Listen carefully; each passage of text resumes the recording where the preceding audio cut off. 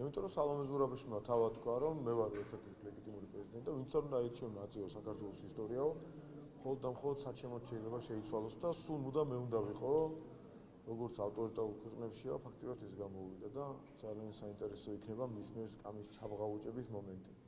იქნება რომელიმე კამერამაც გადაიღოს. ნუ წარმოუდგენელი ამბავია მიხეილ სააკაშვილი, რომელიც თუ კი რაიმე ნორმა არსებობდა, თუ კი რაიმე მორალური ნორმა არსებობდა, ყველაფერს არ ღვევდა. მას არ უქნია და უთქვამს ეგეთი რამე. რომ მე რო ვადა გამიდა, მაინც მე ვიქნებია, მაინც მე ვარო. ეგეთი რაღაცა სააკაშვილს არ უქნია. იმდენად ძიმე ემოციური ფონი სალომე ზურაბიშვილს, რომ ამას ამბობს და თან ჩვენ ოპოზიცია რომ ქვია, რეალურად აგენტურული ოპოზიცია, მის ამ ნათქვამს მიყვება. ხო. შეფასებაც ალბათ ამის იქი ზედმეტი როეფის ვერ ვთქვით ამაზე, რაც შეეხება პროცედურას დიახ, დილის 9 საათიდან დაიწყება, 5 საათის განმავლობაში გაგრძელდება და უნებრივია ჩვენ ავირჩევთ მიხეილ ყაველაშვილს, რომელიც არის პირველ რიგში გამორჩეული თავისი დამოკიდებულებით თავისი სამშობლოს მიმართ. ეს არის მთავარი კრიტერიუმი, რითაც პირველ რიგში ჩვენ ვიხელმძღვანელეთ და მას აქვს სხვა პიროვნული საუკეთესო თვისებები. ის არის ერთ-ერთი წარმატებული პოლიტიკოსი, მკაფიო თავისი პოზიციით და ეს ყველაფერი იძლეოდა მის საფუძველს, რომ ჩვენ გვეფიქრა, რომ ის იქნება ღირსეული ამ ქვეყნისთვის უღალატო პრეზიდენტი, იმიტომ რომ წინა შემთხვევაში ჩვენ ასეთი უფლება არ გქონია. თუ კი რაიმე შეცდომებზე შეიძლება ველაპარაკოთ და იქ შეიძლება მაშინ მაინც ასე ჭირდა რომ გადავახვიოთ უკან, ალბათ ეს მაინც მარგველაშვილს, სალომე ზურაბიშვილს შეეხება. ვერც ერთმა მათგანმა ვერ შეძლო რომ დგარიყო ობიექტურობის ხარეს და ობიექტურად შესაბამისად თავისი ქვეყნის ხარეს. ეს ის უკვე ამ შემთხვევიდან, ამ ცუდი შემთხვევიდან გამონაკლისი, მაგრამ კარგი გამონაკლისი იქნება დარწმუნებით შეგვიძლია ვთქვათ, როცა არჩეული პრეზიდენტი შეძლებს ეს გაკეთოს.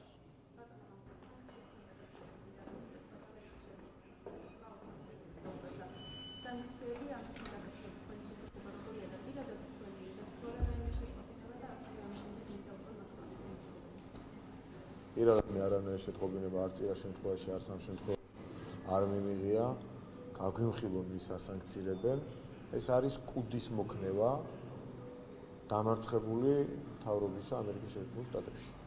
დამარცხდა მთავრობა და დამარცხებული მთავრობა კუდს იქნევს, რომ რაც შეიძლება, რაც გააკეთა აქამდე, უფრო დაამძიმოს, გაართულოს ორ ქვეყანას შორის ურთიერთობა, რომ მერე ეს პრობლემები ურთიერთობებში ძნელი აღმოსაფხრელი იყოს. ნუ უკვე ზღვარს გაცდა ეს ყველაფერი. პარტნიორობა შევტყვიტეთო რამდენიმე დღის წინ გამოგვიცხადეს, არადა არც პირდაპირი ფრენები, არც უვიზო მიმოსვლა, არც თავისუფალი ვაჭრობა, რაც პარტნიორობის ჩანასახს მაინც შექმნიდა, ჩვენ არ გვქონია და იმედი გვაქვს, რომ გადაიტვირთება ურთიერთობები და ნელ-ნელა რეალურ საკითხებზე ვილაპარაკებთ და ეს ურთიერთობები მხოლოდ განცხადების დონეზე არ დარჩა.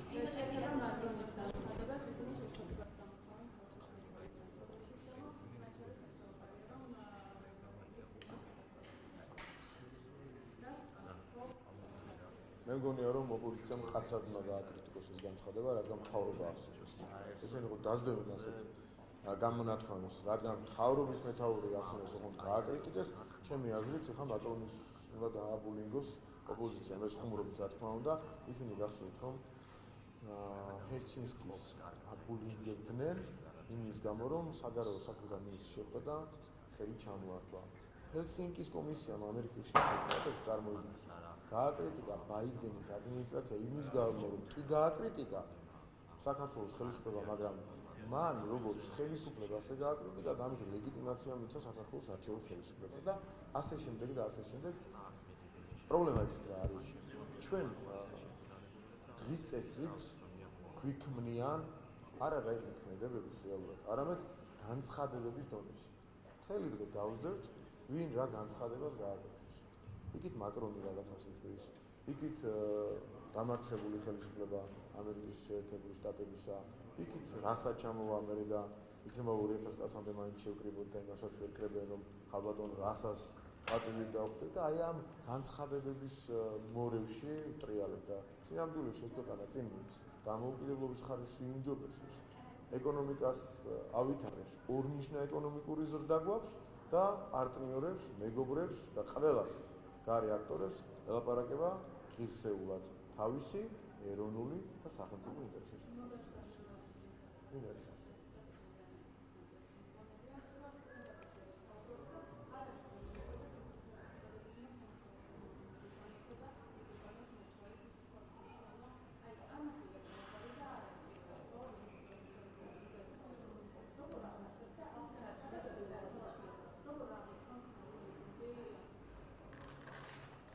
ეს მათ წარმოდგენაში მიტომ წამოწდებათ ხოლმე ხშირად, რომ არის უკანასკნელი შანსი და მათთვის უკანასკნელი მაშველი რგოლი. ისინი ოცნებობენ სამოქალაქო ომზე, სხვებზე ჩვენ ვოცნებობთ და ვიღწვით და საქმითაც აქეთ მივდივართ ერთიან ძლიერ დამოუკიდებელ და ეკონომიკურად ძლიერ ოჯახებზე და საქართველოს.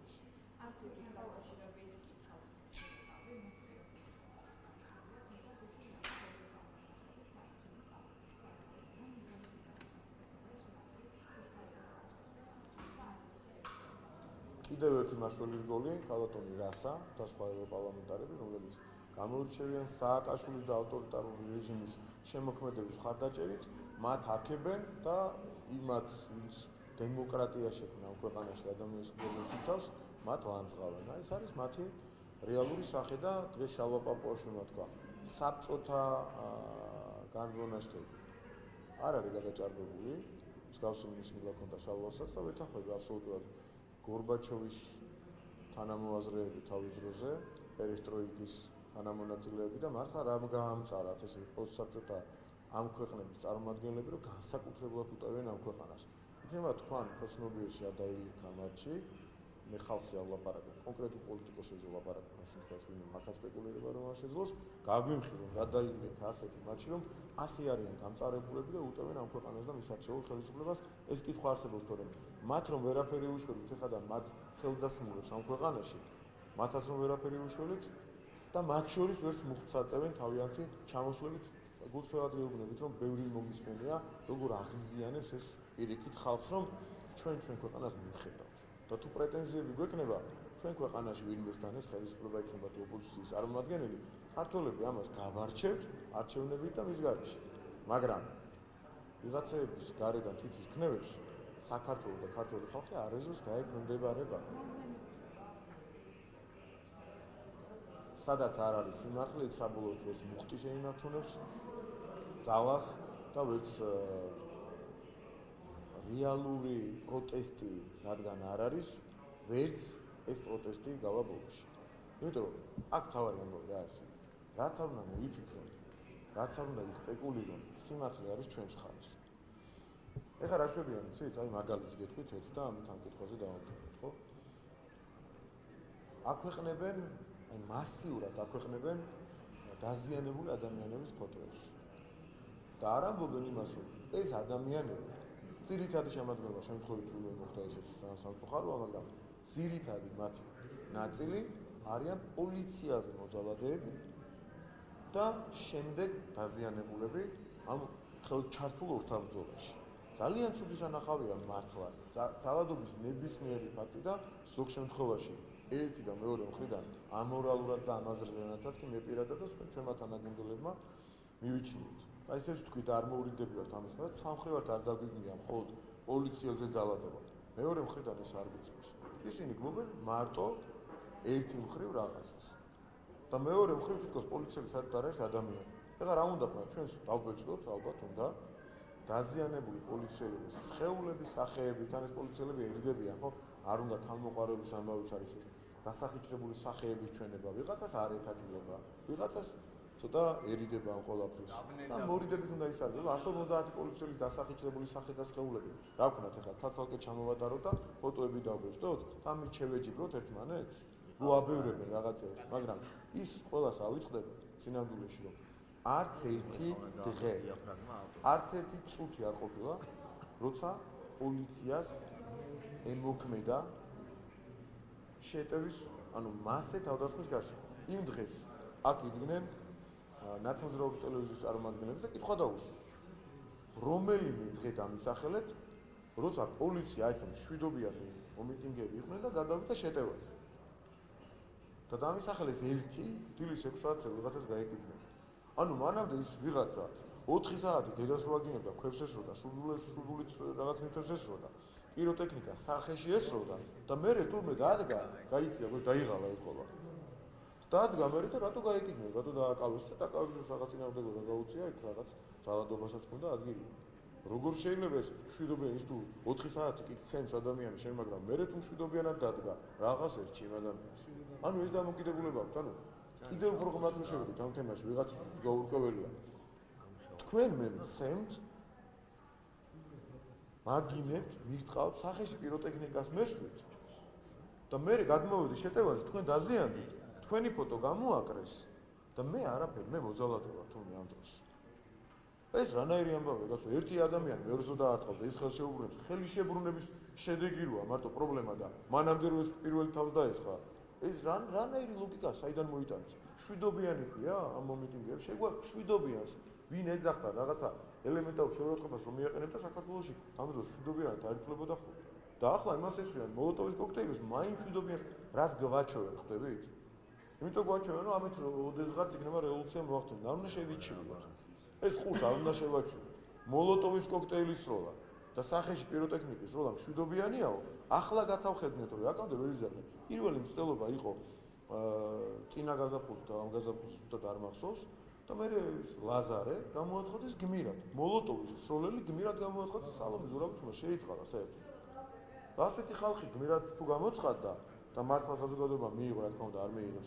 გმირებად მე ყურსაც შეეჭრა თვალსას და მე მშვიდობიანი იქნება მოქალაქე, რომელიც მოლოტოვს ესვრის, ძალადობს პოლიციას და არც არაფერი. თუ ის დაზიანდება, ის ძალადობის ფაქტი იქნება. თუ პოლიცია დაზიანდება, იმას ეკუთვნის. ასე არ არის, პოლიციელებისგან ცოტა თხილად იყვნენ და შორს ეს ბინძური ხელები ამ შემთხვევაში მე გულისხმობ არა მომიტინგეს, არამედ იმ ხელებს, რომელიც საცეცებივით, აი ესე ცუდი, ნეგატიური ბოროტი პიარის სახით უპირისპირდება ქვეყანას და უპირისპირდება პოლიციას.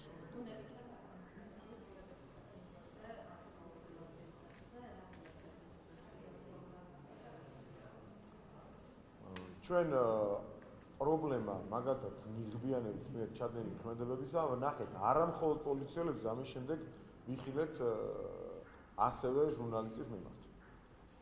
ჟურნალისტის, რომელიც კი ბატონო, მეორე დღე და მესამე დღეა ვიმეორებ, შეიძლება საშინელ სიბინძურეს აკეთებს.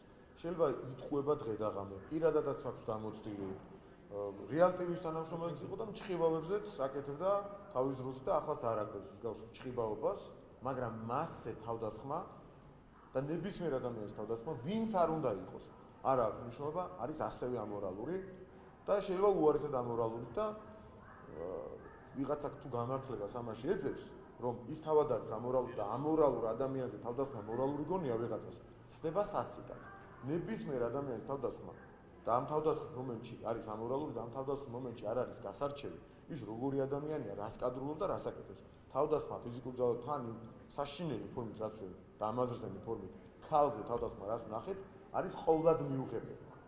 და ეს უნდა შევძლოთ რომ ვთქვათ.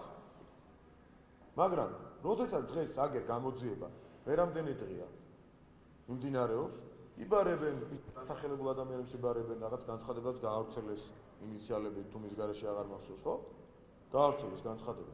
და გამოძიება ვერ გადის კონკრეტულ შედეგებზე, იმიტომ რომ ნიღბით იყვნენ და თან იქ ვიღაც ნაცები რო აღმოჩნდნენ. ნაცები, ანუ დაზარალებული ნაცი, თავდასხმელი და მისი ოჯახის წევრები ნაცები, გადამღები 6 კამერა აქეთ-იქიდან ნაცი, ვისაწყობდათ ნაცებს, ყველა როლში ნაცია. და ჩვენ გვაბრალებით და ჩვენ თუ გვაბრალებით, კაცო, დაადო ხელი ვიღაცას ხო იძახია რაღაც სახელებს დაგვარეს, მე არ მინდა გამეორება. დაადო ხელი. იქ ერთ-ერთი ნაც აქტივისტის შვილი ხო იყო ნიღბის გარეშე, ის ხო ყავს იდენტიფიცირებული. და ჩემი შვილის მეგობრები იყვნენ. ხო ამბობდა, მე წაშალა გადააკეთა. დაადოს ხელი უთანასწოროს გამოძიებასთან. ყველას ინტერესია ეხლა. პრევენცია რო ხვალ არ მოხდეს, საუკეთესო არის გამოძიებასთან თანამშრომლობა, ხო? ხო იციან ზეპირად. თქვან დაადო ხელი. არ შეიძლება თუ დაადეს ხელი და უკვე დაკითხეს ეს არ ვიცი, შეიძლება ჩემს ცნობილი არ იყოს, მაგრამ შედეგებში არ ჩანს. არაფერი უთქვამთ, ეხლა ვერ დამალავდა ხო კაცთაც სამსახური, რაღაც კონკრეტული შედეგები და ბრალდებული როი. კეთილი ინებონ, მივიდნენ და გამოძიებას ნუ შეიყვანენ ჩიხში და ხელი დაადონ იმ ადამიანებს, ვინც დანაშაული ჩაიდინა. მათ შორის ის ამორალური ქმედება, რასაც ქალზე თავდასხმა ქვია, ასეთი ამაზრზენი ფორმით. რატო არიან ეხლა გაჩუმებულები? და მათ შორის, არა მხოლოდ ამიტომ, მათ შორის ამიტომაც გახდა საჭირო მიღბის აკრძალვა ასეთი აქციების დროს პოლიციას რა მონათებენ, იქვე იდგაო 100 მეტრშიო და რასაკეთებდაო. მასზე პოლიცია მასზე თავდასხმაზე იკავებდა თავს რეაგირებისგან. რეაგირებისგან იკავებდა თავს, როცა მას ესხმოდა თავს და იქ 100-150 მეტრშიო ვიღაცებმა ერთად ანუ წინასწარ უნდა მიხვდარიყო და პრევენცია მოეხდინა. ან მე რა რეაგირება უნდა მოხდეს მიღბიანი ადამიანები დაძებდნენ ერთმანეთს ვიღაცები, ხო? რა თქმა უნდა, მძიმე და ისეთი რთული საკითხი იყო, მაგრამ არ არის ესე ადვილი რეაგირება. შენ მიღბიანებში ამდენ ადამიანში ასეულობით ადამიანი მიღბით რომ დარბის, იქ შევარდე და გაარჩიო მიდრაშება და მიდროგოშება.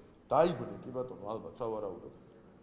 მაგრამ კეთილი ინებონ, მივიდნენ გამოძიებასთან თანამშრომლობ, ვისაც რაიმე კონკრეტული და რეალური ინფორმაცია გააჩნია, მივიდნენ, გამოძიება ჩიხში არ შეიყვან და ჩვენი მხრივ არ შეგვიძლია საკანონმდებლო ორგანოდან იმას გავაკეთებთ, ამ მიღბებს აკრძალავთ, როგორც საფრანგეთშია, როგორც გერმანიაშია და ევროპის ქვეყნებშია, იმის გამო, რომ იდენტიფიცირება სავარაუდო დამნაშავის, სავარაუდო მოძალადის არ გახდეს პრაქტიკულად შეუძლებელი. თეორიულად შეიძლება ყველაფერი ვიცოდეთ, აგრე პრაქტიკულად კაციშვილს ვერ აკავებს საგამოძიებო ორგანო. აი ამ მიღბების გამო ყოფილა საჭიროა.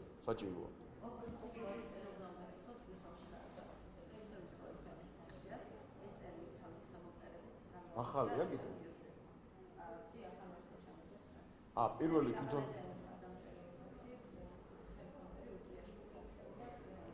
ახალი უტიაშვილია ხელმომწერი. უტიაშვილი შეგახსენებთ იმ იდეის ავტორია 4 მიცვალებული რომ დარბევის შედეგად გარდაცვლილი 4 მიცვალებული რომ სახურავზე შემოაწყვეს. აი ეს ხალხი აგზავნის დღეს დანოსებს და თავისი ქვეყნის დასჯას ითხოვს ბრიუსელისგან. აი ამ ფსიქოლოგიის ხალხია, ამ იდეოლოგიის და ამ მორალის ხალხია, ვინც საქართველოში თავის თავს ეძახის ოპოზიციას და NGO სექტორის წარმომადგენლებს.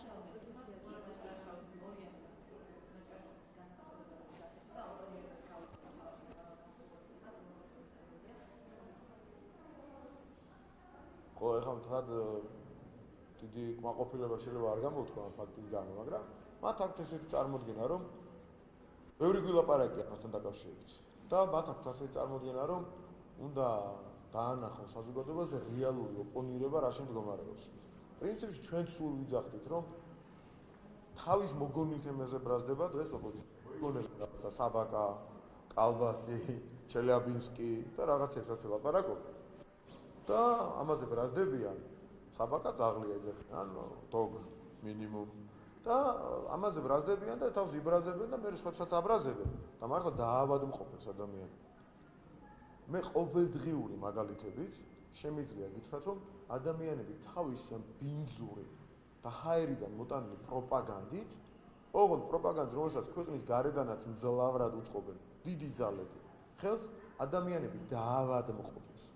ოჯახები დაანგრიეს, ძმები და დედადაშვილები ერთმანეთს გადაკიდეს. და ადამიანები, რა ვიცი, ოჯახის წევრებს კარგავენ, ისი არიან ნერვებზე და რა ვიცი, ფსიქოლოგიური მდგომარეობა ისეთი აქვს. მათი ამ უბინძურესი პროპაგანდის გამო. ასეთი ადამიანები დაემორჩილა ამ ბულინგს, ამ ფსიქოლოგიურ ტერორს. და ეს კატეგორია ადამიანები არიან, ვინც თავის თავს ეძახიან დღეს ოპოზიციაში.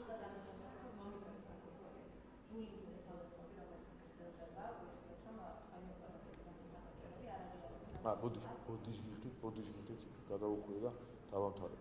მოკლედ, თუ ხალხის ძალა შეძლებს, რომ რეალური ოპონირება გაგვიწვიოს და საგნობრივად რომ არავინ არაფერ თემებზე უკვე ვთქვი, რომ მოგონილ თემებზე თავს იბრაზებენ და ამას ეძახიან ოპონირებას, დანოსებს ეგრეთ წოდებულს აგზავნიან ბრიუსელში და ამას ეძახიან ოპონირებას, მავნებლობებს გიგმავენ და რაღაც საბრძოლო მასალებით ამის აიარაღებენ მომიტინგეებს და ესვრიან სახეში პოლიციელებს და ამას ეძახიან ოპონირებას, თუ ხალხის ძალა თავის მხრივ შეძლებს, რომ რეალური ოპოზიცია რას ქვია და რეალური ოპონირება რას ნიშნავს ამას დაანახებს საზოგადოებას, ეს ხოლმე მისასალმებელი იქნება, ვნახოთ ამ როლში როგორ შეიძლება მათ მიაღწიონ იმას, რომ ადამიანებს თვითონ გადაწყვეტეს, ხო? ამ როლში თვითონ ჩაიყენეს, ხო თავი? თვითონ გადაწყვეტეს, რომ ასე ყოფილიყო. მე პატივს ვცემ მათ გადაწყვეტილებას და ვნახოთ ამ ამპლუაში როგორ შეძლებენ ისინი, რომ ოპონირება გაუწიონ ქართულ ოცნებას საგნობრივ თემებზე. რთულია, მარტივი არ არის. ისინი ერთი მხრივ გარკვეულ კომფორტით უყრია მაგათ მდგომარეობას, გარკვეულ კომფორტში არიან, რაღაცა მოიგონენ. ჩელიაბინსკში გავიღვიძე და მე იძახე ჩელიაბინსკში გავიღვიძე და არ გვინდა ჩვენ ჩელიაბინსკში და არ გვინდა მოსკოვი და სიცოცხლეს გაყვები და ვიღაცას ჯერა ეს არის მათთვის კომფორტი. ვიღაცას ჯერა ჩელიაბინსკში და გვებძვის აკეთო უნდა თბილისში და უნდა ბრიუსელში და ეს ხო რაღაც სიგიჟია და სიგიჟეს გადააყოლეს თავისი მომხრეების, ხო? მაგრამ ესენი თუ მოახერხებენ ხალხის ძალის წარმომადგენლები რომ რეალური რაც კი შეიძლება გასაკრიტიკებულ რაზე ჩიგით ბევრი გვიკამათი ერთმანეთში, ხო? რეალურ თემებზე ოპონირებას გაგვიწევენ, ამაზე კარგი არაფერი.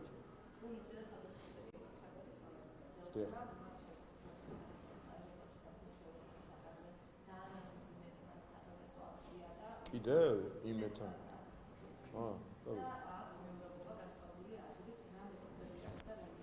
ფაშისტების გარდა არავის მოაფიქრდება კერძო კომპანიასთან აქციის ჩატარება მისი სარედაქციო პოლიტიკის შეცვლის მიზნით. აი წინაზე რომ მთავარი მოღალატეები გამოუშვეს ნაცებმა თქვენთან გახარიას პარტიის წარმომადგენლები. წარმოგიდგენიათ ამ ქვეყანაში ბედავენ რომ მივიდნენ კერძო ტელეკომპანიასთან და მოითხოვონ სარედაქციო პოლიტიკის შეცვლა. აი ამასაც გვაჩვევენ ახლა. ანუ თავის დროზე იმედში შევარდნენ ძალით, როცა ამის საშუალება ჰქონდათ და იმაზე ნაკლები კი არ არის. უბრალოდ ძალა არ აქვს ახლა. ის ძალა არ აქვს. თორე შევარდებოდნენ კი არა, შეიძლება უარესი ეკნათ მაშინდელზე, რაც გააკეთეს 2007 წლის 7 ნოემბერს. უარესი იზავდნენ, ახლა უბრალოდ ამის ძალა არ აქვს და რისი ძალაც აქვს. აი ესე უკიფრად მოდიან კერძო ტელეკომპანიასთან და აპროტესტებენ.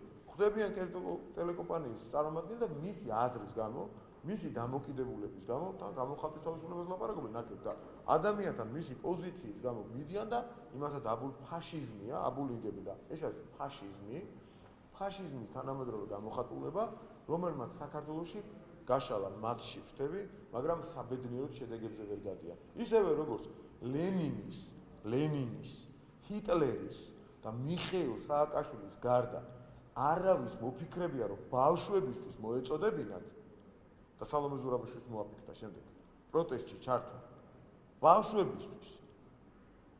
აი ესეთივე დამოკიდებულება აქვს მათ ბულინგთან, ფაშიზმთან, ეს მათთვის მისაღები ფორმები.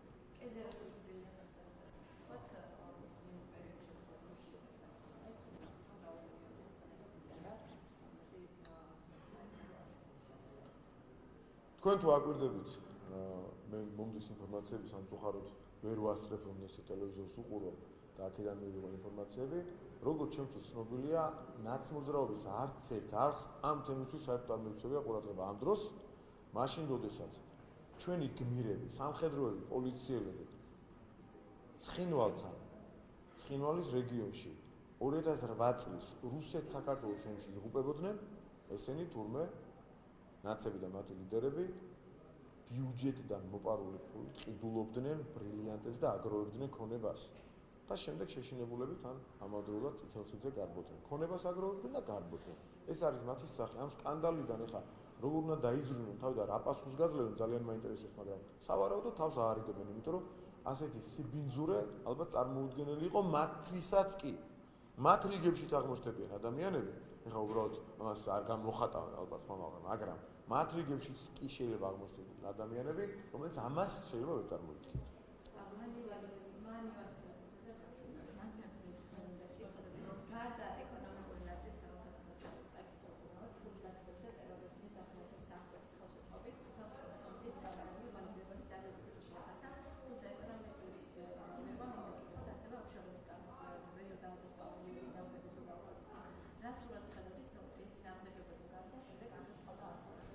ჩვენ ამ ბოლო პერიოდში მივეჩვიეთ ერთ რამეს. რაღაცა, რომელიც არის დიდი პროტესტის საფუძველი, შემდეგ აღმოჩნდება, რომ საერთოდ არ არის პრობლემა, პირიქით კარგია, ამ შემთხვევაში ოფშორების კანონის ასწავლება.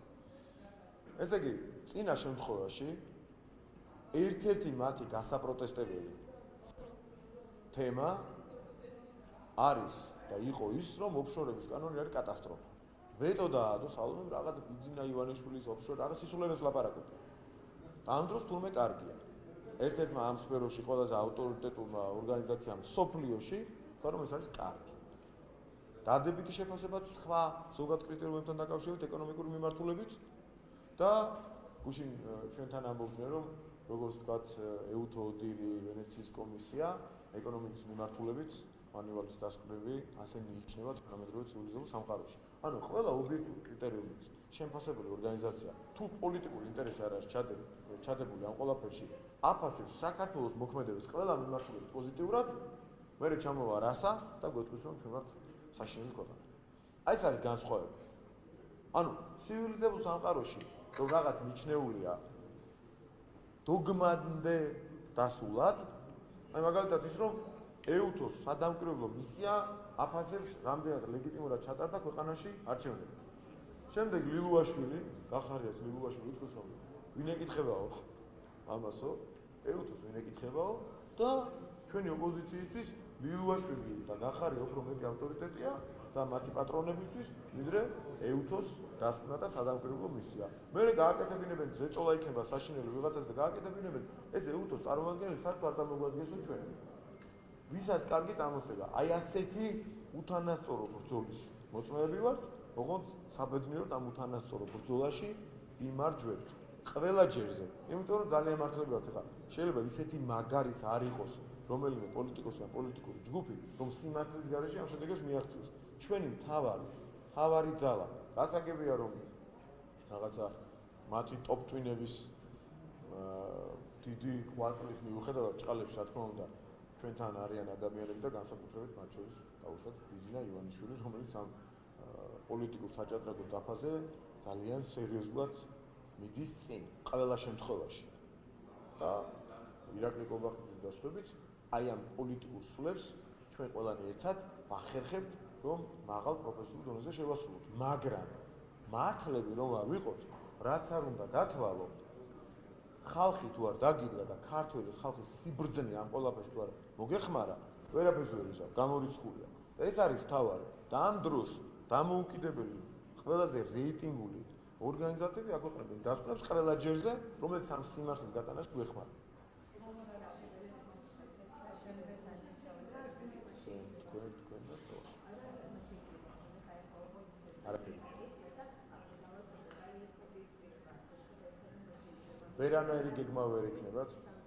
ვერანაირი გეგმა ვერ ექნებათ.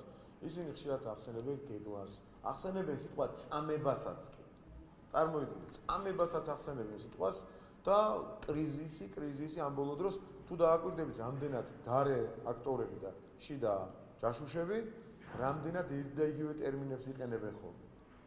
ანუ ერთი მესიჯი ჩავარდება და საერთო მესიჯ ბოქსით საკუთარი აზრის გაუთვალისწინებად ლაპარაკობენ იმას, რასაც დაავალებენ. არ არის კრიზისი არ არის ამ ქვეყანაში. ყველა სისტემა არის გამართული, ყველა სისტემა ფუნქციონირებს გამართულად, ლეგიტიმაცია ხალხის და შესაბამისი სადამკვირვებლო მისიის აქვს და რამდენიმე ქვეყნის, მათ შორის ევროპის ქვეყნების, მათ შორის ამერიკის შეერთებული შტატების, რომელიც ამის გამო ძალიან გააკრიტიკა საკუთარმა ჰელსინკის კომისიამ და ყველაფერი ამ მიმართულებით უპრობლემოდ მიდის. მათ შორის ხვალინდელი დღეც პრეზიდენტის დილით აქვს რაღაც აქცია, კი ბატონო. ჩვენი მომხრეები შფოთავენ იმაზე, რომ საღამოს რა უნდა ქნა, რა საღამოს, ბავშვების იმაზე კონცერტზე მივიდნენ და რაღაცას ხო გამორიცხულია. მაგას ვინ გაბედავს და მგონია რომ ისინიც კი ვერ მოახერხებენ ამის კადრებას. რაღაც ფოტოები იყო ამასთან დაკავშირებით, რომ რაიმე პრობლემა ხო არა, რა პრობლემა უნდა იყოს. ხა ამას ვინ გაბედავს და თუ გაბედავს ვიღაცა ყველა შეხედავს, მაგრამ გამორიცხული ამბავია, საღამოს იქნება ბავშვებისთვის წარმოდგენების შესაბამისი ნაკვეთის ანთება როგორც ხდება ხოლმე, დილით კი ბატონო გააპროტესტონ, იყვნენ ოღონდ იყვნენ კანონის ჩარჩოებში. არავინ არ შეეხება არასდროს ჩვენი ხელისუფლების პირობებში ადამიანებს თუ ისინი შეტევაზე არ გადავიდნენ. და მერე დამონათებას თავი დაანებონ შეტევის შემდეგ თუ უკან დაუბრუნდებათ პასუხი.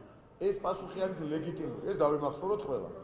შეტევა ძალით არის არალეგიტიმური, ინიციირება არის არალეგიტიმური, მაგრამ შემდეგ ძალას გამოიყენებს ვიღაც.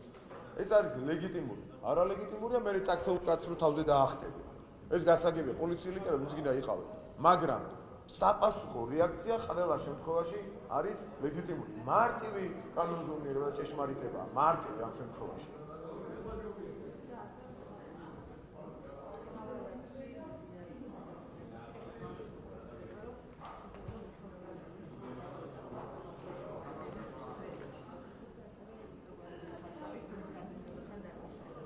არაფერი.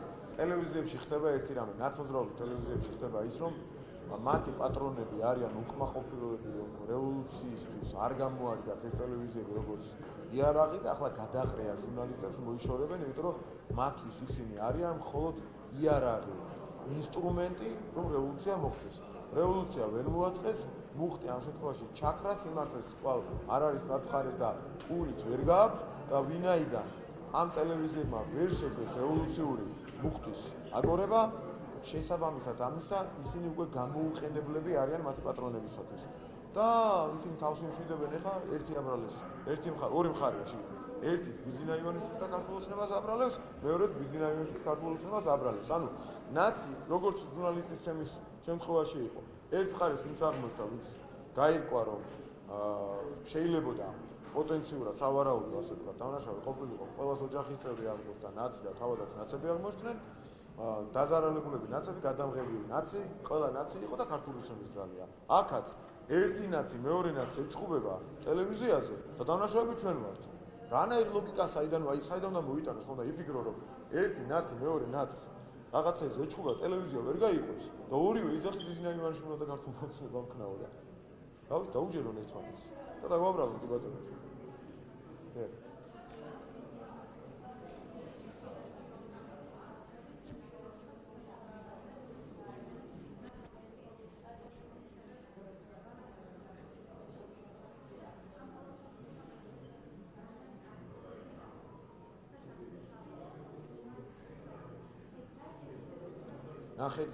ნახეთ მე მინდა ერთი რაღაცა შეგისწოროთ. ერთი შემთხვევა, ნაცნობრაობის ტელევიზიის წარმოადგენლები არ არიან ეხლა თქვენზე უნდა გამოვიდეთ შეტევაზე. ისეთი რაღაც თქვენ მე არ მგონია თქვენ განზრახ გეთქვათ, მაგრამ თქვენც კი მათი პროპაგანდის რაღაცა მინიმალური შეიძლება, მაგრამ გავლენის ქვეშ აღმოჩნდით, ახლა ისეთი რაღაც მითხარით. პარტნიორები, დასავლელი პარტნიორები სად გითქვას რომელიმე ჩვენგანს? კი ბატონო. ხო, თქვენ თემის პატიოსნად დაზუსტებთ მე, მაგრამ აი თქვენ რო ეს წამოგხდათ და არ გინდათ ამის, რატო ხდება იცი? იმდენად გვიკაკუნებენ ყველა მოსახლეობა და ჩვენ თავში რომ პარტნიორი თან გავარ ტრიბუნასთან ყველა ჯერ და ვიძახებ ამაში ჩვენი პარტნიორები. როგორც ასეთი ამერიკის შეერთებული შტატები და ევროკავშირი არ იგულისხმება, როცა მაგაზე გლობალური ომის პარტიაზე ლაპარაკობთ. ჩვენც კი მეც კი წამოვხდენი ეგეთი რაღაც. თქვენ კი არა, მაგრამ მეც წამოვხდენი. იმიტომ რომ სულ ერთგივე კი არა ინტერესია საფუძველი აქ არა აქ არ ანუ უნდა მოატყო ხალხს რუსული ჩელიაბინსკის საბაკა ეს რა და უნდა იძახონ ეს და მე ჩელიაბინსკი არ უნდა ამ ხალხს გაგვიზება ჩელიაბინსკი და რა ქნება ბრალდებიან ადამიანი თბილისში ბრალდება ჩელიაბინსკი გავიგვიზება რა დამართეს ხალხს მიხვდით შესაბამისად არეულობა რომ უნდა თქვენ კითხვაზე რომ პირდაპირ პასუხი გაქვს რა არა შემოვიდეთ არეულობა რომ ეს ყველაფერთან მეტი რა უნდა აგერ იქირავეს ოფისი რუსთაველის მიმდებარე ტერიტორიაზე აქვე ერთ-ერთ ქუჩაზე საიდან ამარაგებდნენ განუწყვეტ პიროტექნიკით სხვა მასალებით რაც არეულობაში გამოადგებოდა რაც პოლიციელების დაზიანებაში გამოადგებოდა მოლოტოვის კოქტეილებს ამზადებენ ოფისებში თავის ოფისებში ამარაგებდნენ დემონსტრანტებს და მშვიდობიანი მიტინგია და არეულობა არ გვინდა ვამბობენ ანუ დავიჯეროთ ეხლა რომ არეულობა უნდა და მოლოტოვის კოქტეილი და შურდული და პიროტექნიკა და ქვები ამაში ჭირდება, ანუ დავიჯეროთ რომ შურდული პიროტექნიკა მოლოტოვის კოქტეილი უნდა მშვიდობის დასამყარებლად და თუ უნებავთ ვიღაცას თუ საქართველოს მოქალაქეები თუ რჩებიან კიდე ისეთები რომ მოლოტოვის კოქტეილი ჭირდება მომიტინგის რომ მშვიდობიანი იყოს, დაიჯერონ და იყვნენ მაშინ. აი ვისაც ჯერა ეხლა რომ მშვიდობიანია, ყველას ღმერთმა მოახმაროს თავისი აზრი იმაში რომ მოლოტოვის კოქტეილი ჭირდება მშვიდობაში. მშვიდობაში მოახმაროთ კი ბატონო. დიდი მადლობა.